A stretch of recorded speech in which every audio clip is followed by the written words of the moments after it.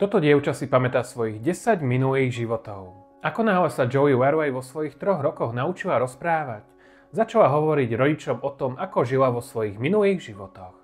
Jej príbehy boli tak podrobné a presné, ako keby ich skutočne zažila. V prvom živote si Joey spomenula na to, ako bola jaskinným mužom. Dokázala opísať všetky kamenné nástroje a vedela aj, kde sa nachádza vchod do ich tajnej jaskyne v Južnej Afrike.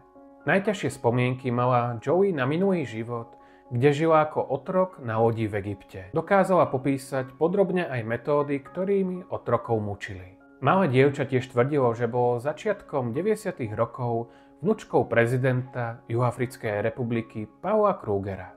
Daj mi follow a sleduj, ako tento príbeh dopadne. Z tohto obdobia si spomína aj na svojich 10 detí, ktoré mala s 2 mužmi.